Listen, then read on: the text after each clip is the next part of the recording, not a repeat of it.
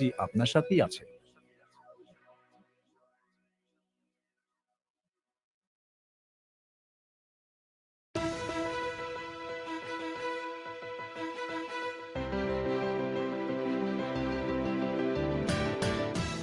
BBC বাংলায় আজ রাতের প্রধান খবর। ইথিওপিয়ার টিগ্রে বিদ্রোহীরা বলছে শত্রু বাহিনীকে ধাওয়া করে তারা আমহারা প্রদেশ এবং পার্শ্ববর্তী এরিত্রিয়াতেও ঢুকে পড়বে। ঢাকার হাসপাতালগুলোতে কোভিড রোগীর সংখ্যা যে হারে বাড়ছে তাতে চিকিৎসা সেবা আবার ভেঙে পড়ার আশঙ্কা করা হচ্ছে। আমাদের ঢাকা মেডিকেল কলেজ হাসপাতালে পেশেন্ট বাড়ছে। 2 সপ্তাহ আগে যেভাবে বৃদ্ধি পেত এখন তার থেকে বৃদ্ধির হারটা বেশি। আমরা আশঙ্কা করছি আগামী 8-10 দিনে আমাদের যে সমস্ত শয্যা খালি রয়েছে সেগুলো হয়তো তখন থাকবে না যদি এইভাবে বাড়তে থাকে। প্রান্তিক আয়োজনে রয়েছে বাংলাদেশের জনপ্রিয় ব্যান্ড চিরকুটের মূল গায়িকা শারমিন সুলতানা সুমির সাথে একটি বিশেষ সাক্ষাৎকার। তবে শুরুতেই এখনকার মতো সর্বশেষ বিশ্ব সংবাদ।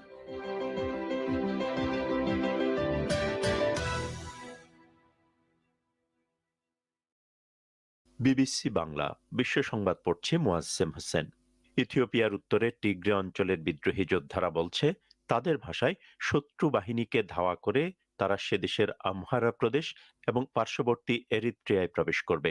টিগ্রে পিপলস লিবারেশন ফ্রন্টের একজন মুখপাত্র বলেছেন তাদের লক্ষ্য গত 8 মাস ধরে যারা টিগ্রেয়ানদের বিরুদ্ধে লড়াই করছে তাদের ক্ষমতা হ্রাস করা। এর আগে বিদ্রোহীরা বলেছিল আঞ্চলিক রাজধানী মেকেলে থেকে পিছু হটা সরকারি সৈন্যদের পুরোপুরি বিতাড়িত করার অভিযান শুরু হয়েছে।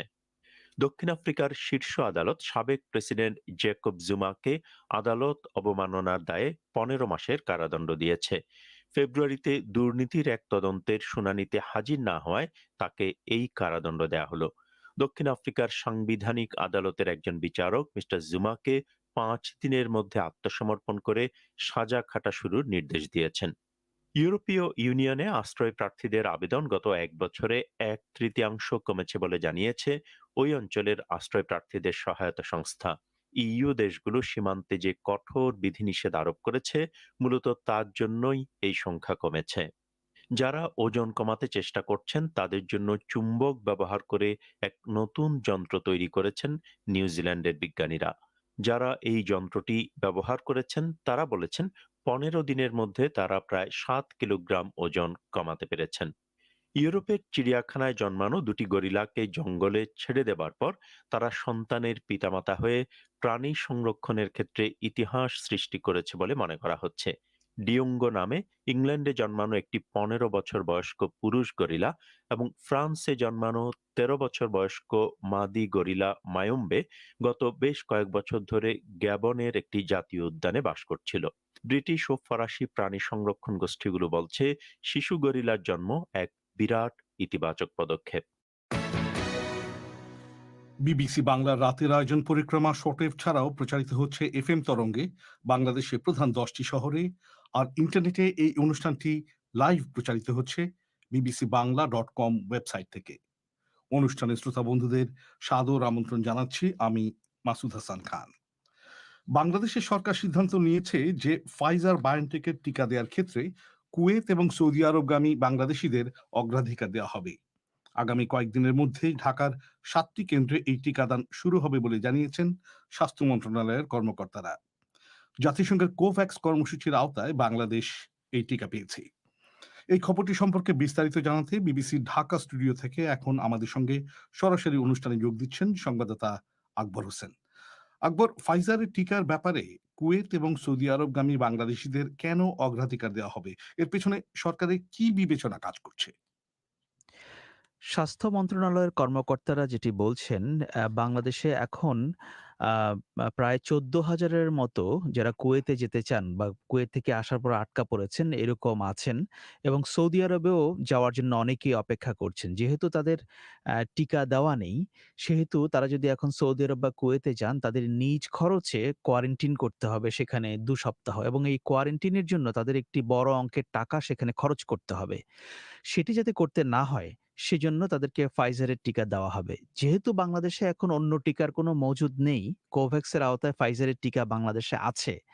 সুতরাং সেই টিকাটি এখন যারা প্রবাসী যারা যাবেন, বিদেশে কাজ করতে যাবেন তাদেরকেই দেওয়া হবে তাদের কোয়ারেন্টাইনের খরচ বাঁচানোর জন্য। কারণ টিকা না থাকলে সেসব দেশে তারা ঢুকে সরাসরি কাজে যোগ দিতে পারবেন না। তাদের ১৪ দিনের কোয়ারেন্টাইন করতে হবে।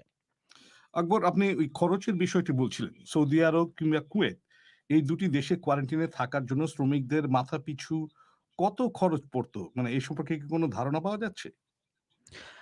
যারা সৌদি আরবে এরই মধ্যে গিয়েছেন কিংবা যাওয়ার জন্য অপেক্ষা করছেন, তাদের সঙ্গে কথা বলে যেটি জানা গেল, যদি সেখানে নিজের খরচে কোয়ারেন্টাইন করতে হয়, তাহলে বাংলাদেশের আ যেটি উম আ অর টাকায় সেটি প্রায় ৬০ থেকে ৭০ হাজার টাকা পর্যন্ত খরচ হয়। এটি এই শ্রমিকদের জন্য যারা সেখানে যাচ্ছেন কাজে, তাদের জন্য একটি বেশ বড় একটি আর্থিক চাপ। একে তো তারা অনেকে চাকরি হারিয়েছেন, তাদের বেতন কমেছে। তারা অনেকে আবার বলছেন নতুন চাকরি সেখানে খুঁজে নেবেন। কোম্পানির সঙ্গে কন্ট্রাক্ট শেষ হয়ে যাচ্ছে। নানাবিধ সমস্যা সেখানে আছে। এমন অবস্থায় তাদের পক্ষে এই টাকা সেখানে গিয়ে বাড়তি এ টাকা সেখানে ব্যয় করা সম্ভব নয়। আর সে কারণে এসব হচ্ছে। তো আকবর, কোভ্যাক্স কর্মসূচির আওতায় পাওয়া এই যে টিকা, যেটা বাংলাদেশের হাতে অলরেডি চলে এসেছে, এই টিকার যথেষ্ট মজুদ কি শ্রমিকদের জন্য রয়েছে? না, সেটির যথেষ্ট মজুদ আছে এমন কথা কর্মকর্তারা বলছেন না। কারণ কোভ্যাক্সের আওতায় ফাইজারের ১,০০,০০০ টিকা বাংলাদেশে এসেছে। সুতরাং এর মাধ্যমে এটি বা মা প্রায় ৫০,০০০ দেওয়া যাবে। ৫০,০০০ ব্যক্তিকে দেওয়া যাবে। সুতরাং যারা বিদেশে যাওয়ার জন্য অপেক্ষা করছেন বা যাবেন, তাদের এই সংখ্যাটা কিন্তু এর চেয়ে বেশি। কিন্তু আ সরকার যেটি বলছে, যত বেশি সংখ্যক বিদেশগামীদের এটি দেওয়া যায়, সেটিই হচ্ছে তাদের লক্ষ্য। আপাতত তারা যদি দেওয়া শুরু করেন এই টিকা, তাহলে হয়তো তারা মনে করছেন যে একটি বড় অংশকে দেওয়া সম্ভব হবে, যারা হয়তো খুব দ্রুত যেতে চান। তো সেই লক্ষ্যেই তারা কাজ করছেন এবং সে অনুযায়ী ব্যবস্থা করা হচ্ছে, এমনটাই কর্মকর্তারা বলছেন। আপনাকে অনেক, অনেক ধন্যবাদ। ঢাকা থেকে খবর দিচ্ছিলেন সংবাদদাতা আকবর হোসেন। বাংলাদেশের রাজধানী ঢাকার হাসপাতালগুলোতে কোভিড রোগীর সংখ্যা ১৫% হারে বাড়ছে বলে জানা যাচ্ছে। চিকিৎসকরা বলছেন এই হারে রোগী বাড়তে থাকলে চিকিৎসা সেবা আবার ভেঙে পড়ার আশঙ্কা করা হচ্ছে। তবে স্বাস্থ্য কর্তৃপক্ষ বলছে নগরীতে অস্থায়ী জায়গায় কোভিডের জন্য নির্ধারিত হাসপাতাল যেগুলো বন্ধ রয়েছে, প্রয়োজনে সেগুলো আবার চালু করার প্রস্তুতি নেওয়া হচ্ছে। ওদিকে দেশটিতে টানা তৃতীয় দিনে শতাধিক মানুষের মৃত্যু হয়েছে। গত ২৪ ঘন্টায় করোনা ভাইরাসে মারা গেছে ১১২ জন। এছাড়া সর্বশেষ ৭,৫০০-এরও বেশি কোভিড রোগী শনাক্ত হওয়ায় মোট শনাক্তের সংখ্যা ৯ লাখ ছাড়িয়ে গেছে। এ নিয়ে ঢাকা থেকে বিস্তারিত জানাচ্ছেন সংবাদদাতা কাদির কল্লোল। দেশের প্রধান হাসপাতাল ঢাকা মেডিকেল কলেজ হাসপাতালে ২ সপ্তাহ আগেও কোভিডের জন্য নির্ধারিত বেশিরভাগ শয্যাই খালি ছিল। কিন্তু গত কয়েকদিনে অল্প সময়ের মধ্যেই রোগী ভর্তির হার কয়েকগুণ বেড়ে গেছে বলে এর কর্তৃপক্ষ বলছে। হাসপাতালটির পরিচালক ব্রিগেডিয়ার জেনারেল নাজমুল হক বলেছেন, এখনকার হারে রোগী বাড়তে থাকলে পরিস্থিতি সামাল দিতে তাদের হিমশিম খেতে হবে। আমাদের ঢাকা মেডিকেল কলেজ হাসপাতালে পেশেন্ট বাড়ছে। ২ সপ্তাহ আগে যেভাবে বৃদ্ধি পেত এখন তার থেকে বৃদ্ধির হারটা বেশি। প্রতিদিন ৪০-৪৫ জন আমাদের এখানে ভর্তি হচ্ছে। ৭৮০ বেড আমাদের অফিসিয়ালি, আমাদের এখানে ৪৯৫ জন ভর্তি আছে। নিয়ার অ্যাবাউট ৩০০ বেড স্টিল আমরা কিন্তু পেশেন্ট নিতে পারবো। 10-15% আমাদের বৃদ্ধি পাচ্ছে, যেটা কিনা আমরা আশঙ্কা করছি আগামী ৮-১০ দিনে আমাদের যে সমস্ত শয্যা খালি রয়েছে সেগুলো হয়তো তখন থাকবে না, যদি এইভাবে বাড়তে থাকে। ঢাকায় কর্মীটোলা হাসপাতাল এবং বঙ্গবন্ধু শেখ মুজিব মেডিকেল বিশ্ববিদ্যালয় হাসপাতাল থেকেও কোভিড রোগীর চাপ দ্রুত বৃদ্ধির একই ধরনের চিত্র পাওয়া গেছে। গত এপ্রিল মাসেই যখন করোনা ভাইরাস সংক্রমণ ব্যাপক হারে বেড়েছিল, যেটাকে দ্বিতীয় ঢেউ হিসেবে বলা হয়, সে সময়ও হাসপাতালগুলোতে শয্যার অভাব, অক্সিজেন সংকট সহ চিকিৎসা ব্যবস্থা ভেঙে পড়ার অভিযোগ উঠেছিল। চিকিৎসা না পেয়ে মৃত্যু হয়েছে এমন অনেক অভিযোগও রয়েছে। তখন চিকিৎসায় নানা ব্যবস্থা নেয়ার কথা বলা হলেও কতটা বাস্তবায়ন হয়েছে সেই প্রশ্ন রয়েছে। জনস্বাস্থ্য বিশেষজ্ঞ ডক্টর লেলিন চৌধুরী বলেছেন, ১.৫ বছরের বেশি সময় ধরে এই মহামারী সামলাতে অ্যাডহক ভিত্তিতে ব্যবস্থা নেয়ার কারণে সংকট থাকছে। এখন যে অবস্থাটায় রয়েছে এই অবস্থাটা পর্যন্ত সামাল দেওয়া যাচ্ছে, কিন্তু এর পরে যদি এই হারে বাড়তে থাকে তখন সামাল দেওয়া মুশকিল হয়ে পড়বে। চিকিৎসা ব্যবস্থার উপরে চাপ তো পড়বেই, ভেঙে যাওয়ার মতো একটি উপক্রম হবে আর কি। কিন্তু প্রতিবারই একই কথা, যখন রোগী বাড়ে আমরা কি করব না করব তার পরিকল্পনা করা হয়, আবার রোগীর সংখ্যা কমে গেলে সেই পরিকল্পনাগুলো সবাই ভুলে যায়, বিশেষ করে কর্তৃপক্ষীয় দৃষ্টিকোণ থেকে বলছে, তারা ভুলে যায়। এখনই কোভিডের জন্য নির্ধারিত ঢাকার বেশিরভাগ হাসপাতালে আইসিইউ শয্যা খালি নেই। তবে চিকিৎসকরা বলেছেন গত এপ্রিলের দ্বিতীয় ঢেউয়ের পর হাসপাতালগুলোতে অক্সিজেনের ব্যবস্থা করা হয়েছে, যেটা কাজে লাগছে। হাসপাতালগুলোতে হাই ফ্লো অক্সিজেন শয্যা যেমন বাড়ানো হয়েছে এবং সাধারণ শয্যার সাথেও অক্সিজেনের ব্যবস্থা করা হয়েছে। স্বাস্থ্য অধিদপ্তরের অতিরিক্ত মহাপরিচালক ডক্টর নাসিমা সুলতানা বলেছেন, ঢাকা সহ সারা দেশে হাসপাতালের যে অবকাঠামো রয়েছে সেখানে অল্প সময়েই শয্যা সংখ্যা কয়েক গুণ বাড়ানো সম্ভব নয়। এরপরও পরিস্থিতি বিবেচনায় সীমাবদ্ধতার মধ্যেই ব্যবস্থা নেওয়া হচ্ছে বলে তিনি উল্লেখ করেন। শুনছিলেন কাদির কল্লোলের প্রতিবেদন ঢাকা থেকে। আপনারা শুনছেন বিবিসি বাংলার রাতের আয়োজন পরিক্রমা। আপনাদের সঙ্গ দিচ্ছি আমি মাসুদ হাসান খান। ঢাকা দক্ষিণ সিটি কর্পোরেশনের সাবেক মেয়র সাইদ খোকন অভিযোগ করেছেন যে বর্তমান মেয়র ফজলে নূর তাপসের কারণে তার ও তার পরিবারের সদস্যদের ৮টি ব্যাংক অ্যাকাউন্ট জব্দ করা হয়েছে। তার বিরুদ্ধে দুর্নীতির অভিযোগ অনুসন্ধানের অংশ হিসেবে দুর্নীতি দমন কমিশনের আবেদনের প্রেক্ষিতে আদালত ব্যাংক হিসেব জব্দ করার নির্দেশ দেয়। ব্যাংক হিসেব জব্দ করা নিয়ে সাইদ খোকন কেন ফজলে নূর তাপসের বিরুদ্ধে অভিযোগ তুলছেন, দুজনের মধ্যে বিবাদের মূল কারণগুলো আসলে কি, জানার চেষ্টা করেছেন সংবাদদাতা আকবর হোসেন। বর্তমান মেয়র শেখ ফজলে নূর তাপস ও সাবেক মেয়র সাইদ খোকনের মধ্যে দ্বন্দ্ব প্রকাশ্যে আসতে শুরু করে সিটি কর্পোরেশনের কিছু দোকান উচ্ছেদকে কেন্দ্র করে। অভিযোগ ওঠে, সাইদ খোকন মেয়র থাকার সময় অবৈধভাবে বিপুল টাকা নিয়ে অনিয়ম করে সেসব দোকান বরাদ্দ দেওয়া হয়েছিল। এরপর সাইদ খোকনের বিরুদ্ধে দুর্নীতির অনুসন্ধান শুরু করে দুর্নীতি দমন কমিশন। এর অংশ হিসাবে সাইদ খোকন ও তার পরিবারের সদস্যদের ৮টি ব্যাংক হিসেবের লেনদেন স্থগিত করার নির্দেশ দেয় আদালত। আজ এক সংবাদ সম্মেলনে সাবেক মেয়র সাইদ খোকন অভিযোগ করেন, মেয়র ফজলে নূর তাপস দুর্নীতি দমন কমিশনকে প্রভাবিত করে এই কাজ করিয়েছেন। আপনারা জানেন, ঢাকা দক্ষিণ সিটি কর্পোরেশনের মেয়র তাপস নগর পরিচালনায় তার সীমাহীন ব্যর্থতা ঢাকতে প্রায় আমার প্রতি বিভিন্ন হয়রানিমূলক ও বিদ্বেষমূলক আচরণ করে আসছে। দুর্নীতি দমন কমিশনের এহেন কর্মকাণ্ড তাপসের প্ররোচনায় সংগঠিত হয়েছে। এই অভিযোগের বিষয়ে বর্তমান মেয়র ফজলে নূর তাপসের দফতর থেকে এক সংবাদ বিজ্ঞপ্তিতে জানানো হয়েছে, বিষয়টি আদালত এবং দুর্নীতি দমন কমিশন সংশ্লিষ্ট। বিষয়টি নিয়ে মেয়র কোনো বক্তব্য বা প্রতিউত্তর দিতে চান না। সিটি কর্পোরেশনের অবৈধ দোকান নিয়ে সাইদ খোকনের বিরুদ্ধে যখন অভিযোগ আসে, তখন ঢাকা রাস্তায় প্রকাশ্যে সমাবেশ করে ফজলে নূর তাপসের বিরুদ্ধে পাল্টা অনিয়মের অভিযোগ আনেন সাইদ খোকন। তিনি তখন বলেছিলেন, মেয়র তাপসের মালিকানাধীন মধুমতি ব্যাংকে সিটি কর্পোরেশনের শত শত কোটি টাকা গেছে। অবশ্য মেয়র ফজলে নূর তাপস তখন দাবি করেছিলেন এতে কোনো অনিয়ম হয়নি। দুজনের মধ্যে বিতণ্ডা যাই হোক না কেন, দুর্নীতি দমন কমিশনের সচিব আনোয়ার হোসেন হাওলাদার আজ সাংবাদিকদের বলেছেন, কারো দ্বারা প্রভাবিত হয়ে সাইদ খোকন ও তার পরিবারের সদস্যদের ব্যাংক হিসেব জব্দ করা হয়নি। এই 8টা অ্যাকাউন্টকে ফ্রিজ করা হয়েছে। মাননীয় আদালত এটা ফ্রিজ করেছেন। আমরা আবেদন করেছিলাম আমাদের তদন্তকারী অফিসার জালালউদ্দিন আহমেদ। তার প্রেক্ষিতে গতকালকে আদেশ হয়েছে দুদক স্বাধীন সংস্থা তার নিজের প্রয়োজন অনুযায়ী কাজ করে, কারো দ্বারা প্রভাবিত হয় নাই। সাইদ খোকনকে একসময় মনে করা হতো আওয়ামী লীগের উদীয়মান নেতাদের মধ্যে অন্যতম। সেজন্য তিনি আওয়ামী লীগের টিকিটে ঢাকা দক্ষিণ সিটি কর্পোরেশনের মেয়রও হয়েছিলেন। তার বাবা ঢাকার সাবেক মেয়র মোহাম্মদ হানিফও আওয়ামী লীগের প্রভাবশালী নেতা ছিলেন। অন্যদিকে ফজলে নূর তাপস প্রধানমন্ত্রী শেখ হাসিনার আত্মীয়। মিস্টার তাপসকে অনেকে মনে করেন আওয়ামী লীগের মধ্যে বর্তমানে উদীয়মান নেতাদের মধ্যে অন্যতম। দুর্নীতি নিয়ে অভিযোগ এবং পাল্টা অভিযোগ দুজনের মধ্যে যাই থাকুক না কেন, দুজনের মধ্যেই ব্যক্তিত্বের সংঘাত তৈরি হয়েছে বলে মনে করছেন রাজনৈতিক পর্যবেক্ষক এবং ঢাকা বিশ্ববিদ্যালয়ের অধ্যাপক জিনাত হুদা ওয়াহিদ।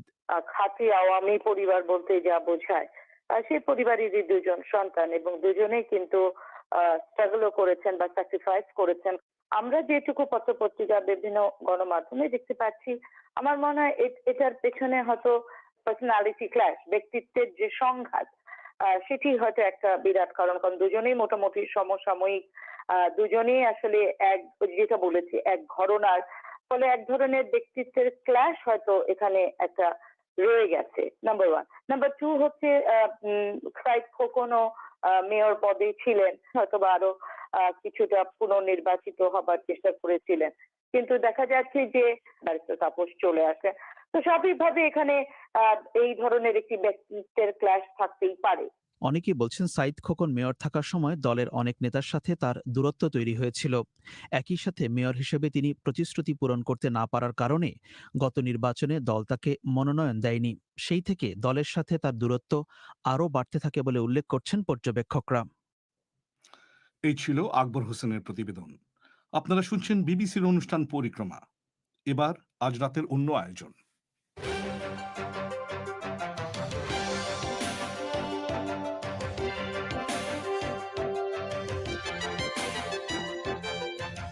স্বাগত জানাচ্ছি বিবিসি বাংলার সাক্ষাৎকার অনুষ্ঠানে। আজকে আমাদের সাথে আছেন এই সময়কার জনপ্রিয় ব্যান্ড চিরকুটের লিড ভোকাল, সেই সঙ্গে গীতিকার ও সুরকার শারমিন সুলতানা সুমি।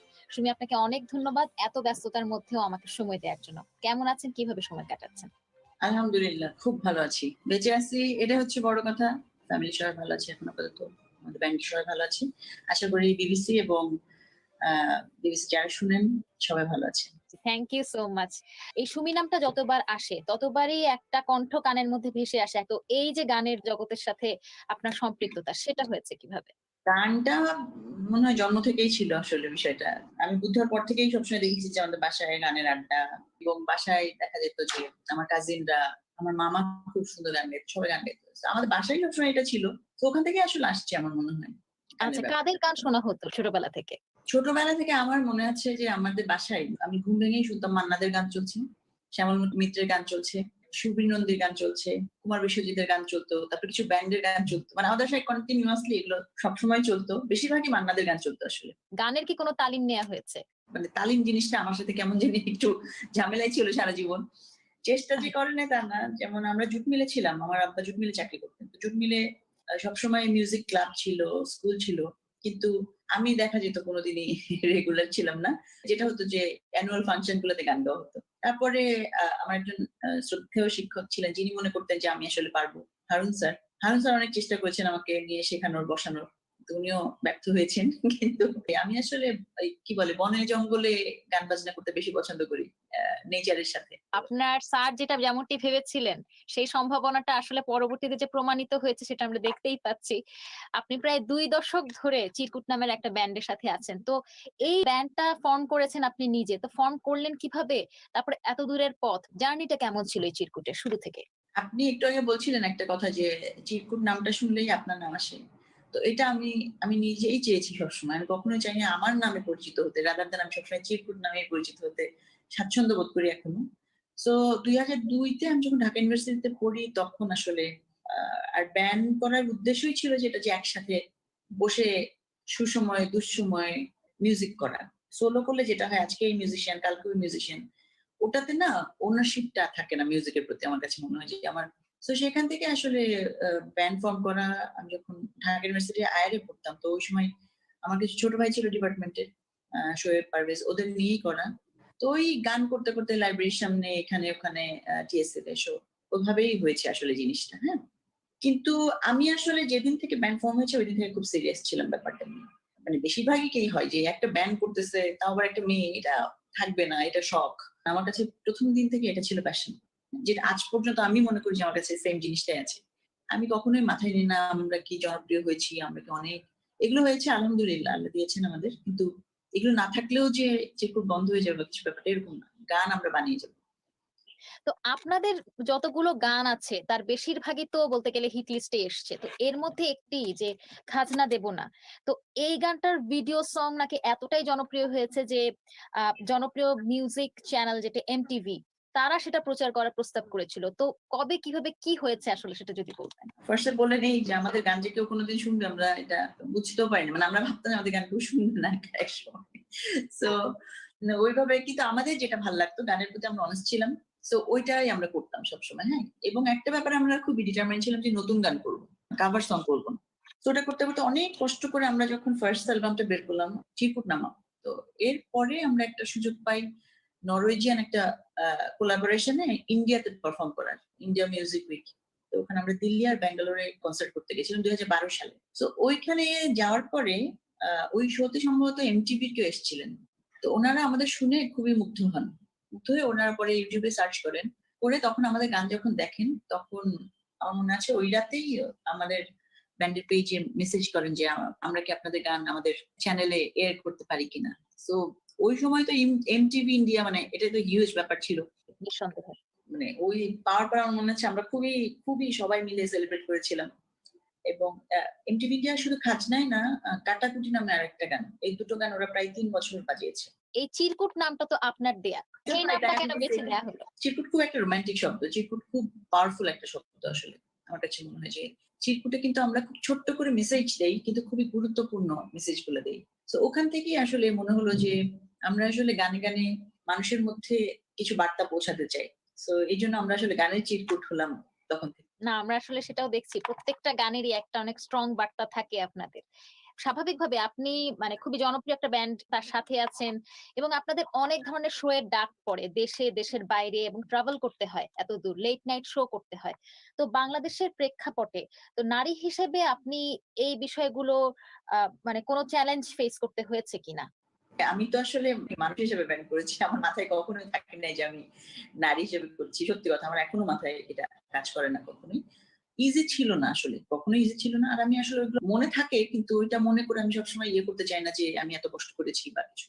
আর নানা রকম প্রতিকূলতা ছিল, যেমন প্রথমেই ছিল বিশ্বাসের প্রতিকূলতা, যে কেউ বিশ্বাস করতে পারে না যে এই ব্যান্ডটা দাঁড়াতে পারে, উনি এই ব্যান্ডটা করতে পারে। হ্যাঁ, সো ওই বিশ্বাসটা প্রমাণ করতে আমাকে অনেক টাইম দিতে হয়েছে। ইনফ্যাক্ট আজ পর্যন্ত কিন্তু আমাকে প্রতিদিন প্রমাণ করতে হয় যে না, কাজটা আমি পারি। এখনো এসে এখন পর্যন্ত এসে আমাকে প্রমাণ করতে হয়, প্রতিদিন প্রমাণ করতে হয় যে কাজটা আমি পারি। অনেকের জন্য যেমন জীবন অনেক সহজ হয়ে যায় যে আরে ওরা তো পারে, ওকে কর, কিন্তু আমাকে প্রতিদিন প্রমাণ করতে হয়। সো এটা একটু টায়ারিং, বাট ইটস ওকে। এটা আমার প্রতিদিন আমাকে অনেক শক্তিও দেয় আসলে। আর আমি বলবো যে সবচেয়ে বড় সাপোর্ট ছিল আমার ফ্যামিলি, যেটা আমার ফ্যামিলি কখনো আমাকে বাধা দেয়নি এবং তারা খুব বিশ্বাস করতো আমাকে। মানে এই বিশ্বাসটা আমার জন্য অনেক বড় শক্তি হয়েছে। আর ডেফিনেটলি আমি যেটা বলবো যে ব্যান্ড মেম্বাররা একটা লম্বা জার্নি, অনেক টার্বুলেন্ট টাইম আমরা একসাথে কাটাচ্ছি। আমরা একে অন্যকে সমৃদ্ধ করেছি। আমার সাথে যখন ধরো যে কিছু নেগেটিভ হচ্ছে বা কিছু হয়, আমি যেটা করি কমপ্লেন না করে আমি ওইটা গিলে ফেলি। গিলে আমি আসলে কাজটা করি। সবকিছু উত্তরটা কাজই হয় আসলে। আপনি বাংলাদেশে একটা ব্যান্ডকে লিড দিচ্ছেন বলা যায়, কিন্তু এই চিত্রটা অনেক বিরল।